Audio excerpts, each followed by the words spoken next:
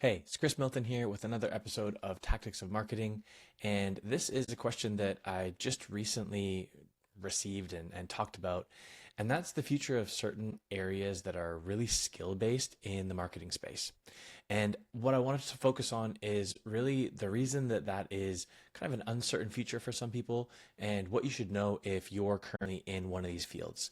So the places that we're going to talk about are threefold, and our business really relies on these people in order to make things work. So the first is copywriting, the second is graphic design, and the third is photography. So the reason that these are places that we've heard a lot about is because of the way that people are playing around with ChatGPT and with a lot of different AI powered resources to really see what can be created like a wizard at the snap of a finger or the wave of a wand. And in reality, what a lot of these professionals are really worried about is how much longer do I have job security? And that job security is something that I'd be fearful for as well. But here's how the landscape has shifted so far. And I will tell you, as somebody who owns a marketing agency that is becoming more powered by AI, and I say that specifically is because we're looking for different tools that help increase our overall productivity with the details that can't be duplicated. And so we're using AI in a lot of different ways to help boost the level of productivity that we have and the volume of output that we can create because our team is super talented and we want them focusing in the places that are really special. I guess that kind of gives a bit of a tease of where I'm taking this, and that's being someone who's really good at your craft is something that will never change. There are a lot of pieces that are missing. There are a lot of pieces that don't exist yet. And there are things that ChatGPT and AI just doesn't really comprehend yet. And for us within the marketing space, because that's what is really targeted to a lot of these tools, is helping you sell more, helping you market more, creating more content, doing your social media for you. All of those things come down to three kind of factors that we've always looked at. Number one is design. Number two is frequency, price, and production. And number three is results. And of those things, we've tried to look at our process of how we achieve those things for clients. We've looked at all of the different tools that are out there that, people have said will work or they're built with intention to do a specific thing. And the best one that we've gotten so far is kind of what I broke down in the last video. And I'll link that here for you to be able to see it, or maybe linked over here. But I want to be able to be really honest that as much as we've tried a lot of different tools, a lot of things that are awesome and part of our day to day, nothing has gotten past the point of being more than 40% of our process. And that's with there being a massive amount of input, a massive amount of work afterwards, editing being done, or even multiple tools being stitched together. The reason that I talk about this really openly and transparently is because I love these tools. I do love what they do. And we didn't have anybody lose their job over an AI tool, but we did have people that are now able to specialize more. They're able to dive deeper into the things that they're passionate about or that was half of their job before that now they can do all of it.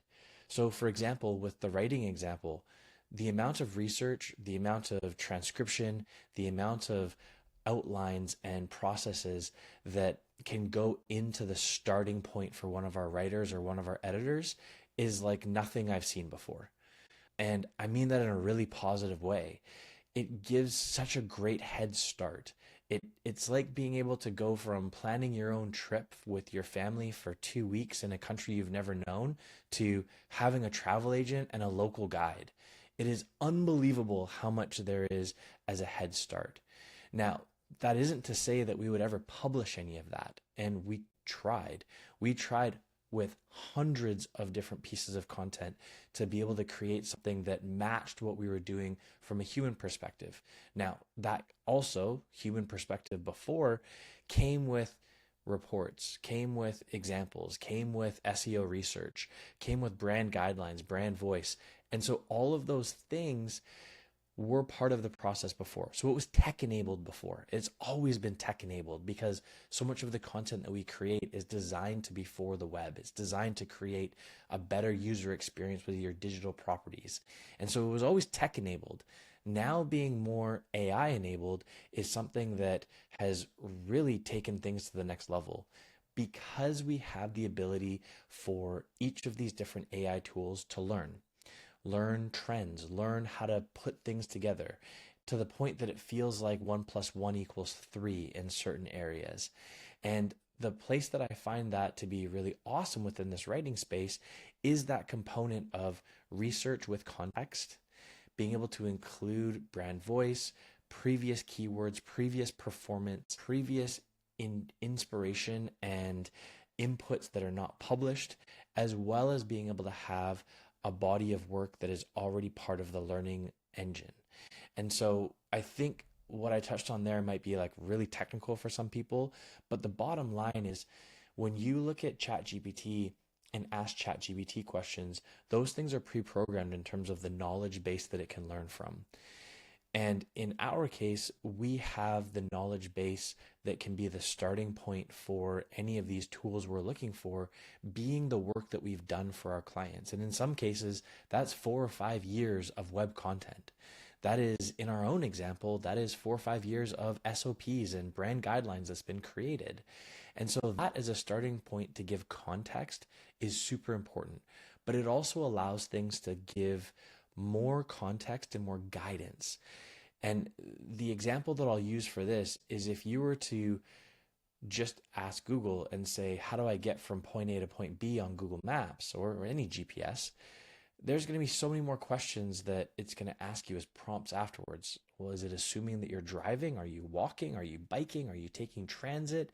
Is this somewhere that is so long that you're going to need to take an airplane? Would you prefer to take an airplane versus taking, Amtrak? Like all of these questions you can imagine are things that afterwards can be inputs. And in Google's example for directions, those things are all toggles at the top of the menu afterwards to be able to say, am I looking for this time of day? Am I looking for a different time of day? What is my form of transportation? All of those things that you then afterwards as a user can use as filters and as guidance, those are already baked into the information that is being asked. And so by being able to be more specific, you can actually filter out a lot of things that are irrelevant and a lot of things that automatically can be scanned and looked at for research or for, finding examples that a human doing that research is going to have to explore and vet and check. And that takes a lot more time. So again, back to this is something that we see as time efficiency and being able to say, yeah, okay, here are the things that are boiled down. Now, as I'm going to create this content, do I have a written draft or do I have a skeleton outline? Is there a transcript I can work with? What are the different pieces that will now take it from here as a very rough draft to the finish line of the different types of content that are required?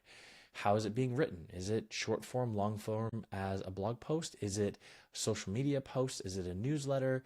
Are we creating a script or a brochure or a report? All of those things with context are the parts that really make a difference. Now, here's where I see things going in the future. What I would like to be able to have, there are a lot of different audience information that I think has not met any of the learning platforms yet.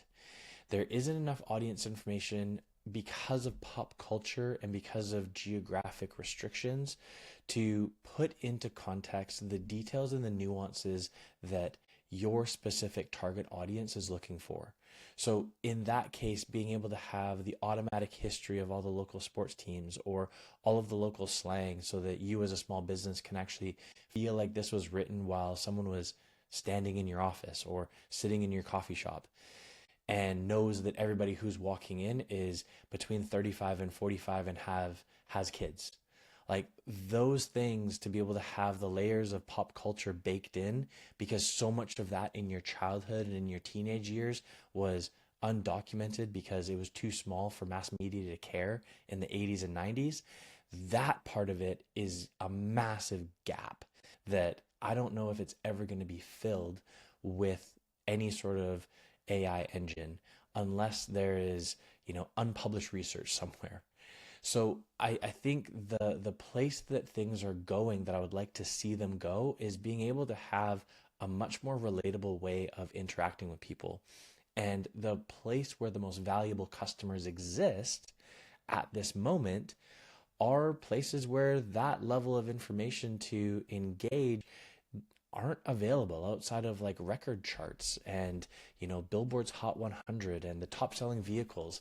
There's a lot of consumer information that can be found, particularly within magazine content and within written reports and things that have been published back in time from consulting firms, but it doesn't have the same feeling as the summers that everyone spent together while they were out of school. And that is a big gap that I think will never go away.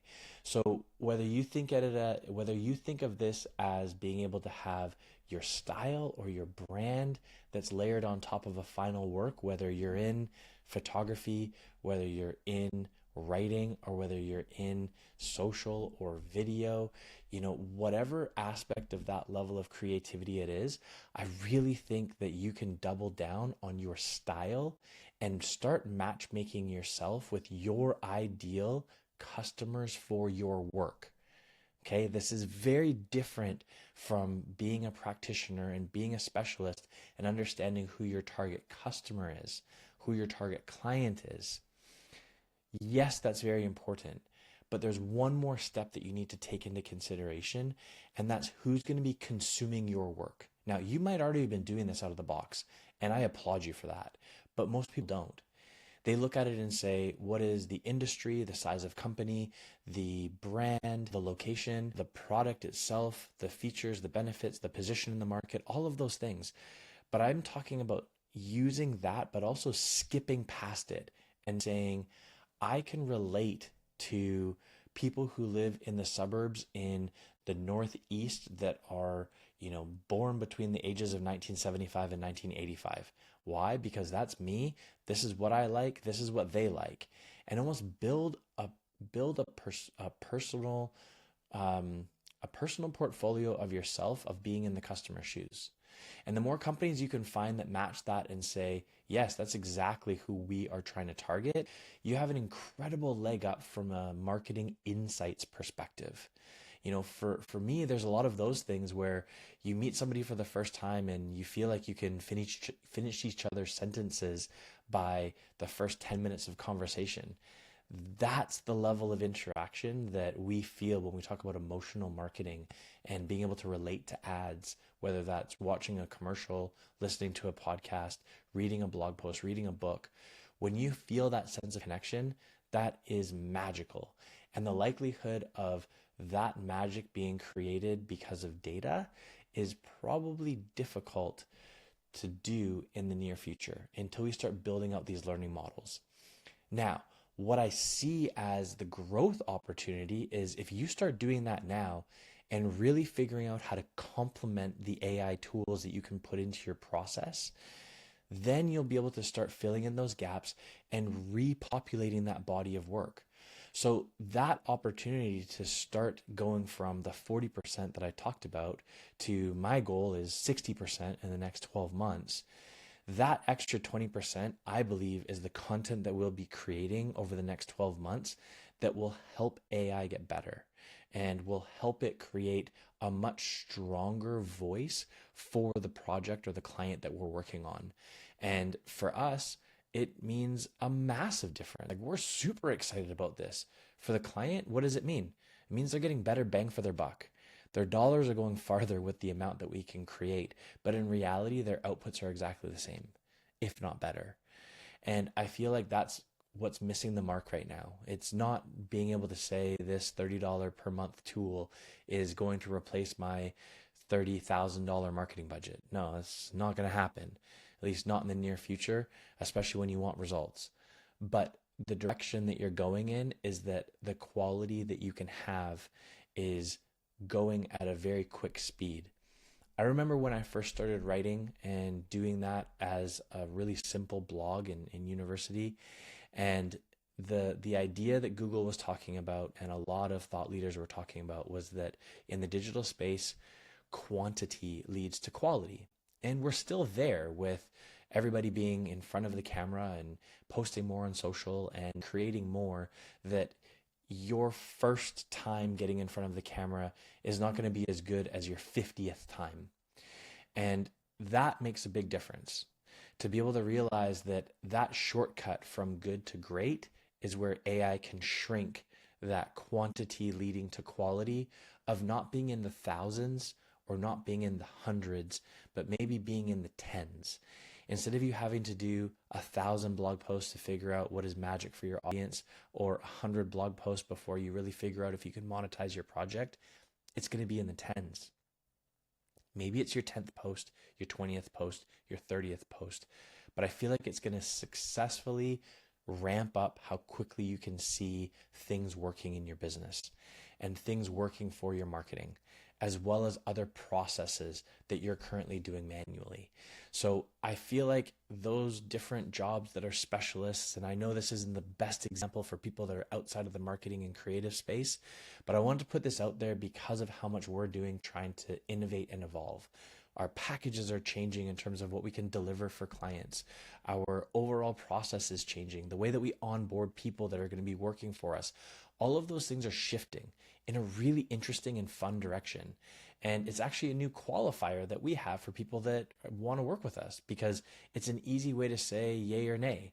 If you want to be able to embrace this and make your process better and you're dedicated to creating more quality, you're going to fit right in.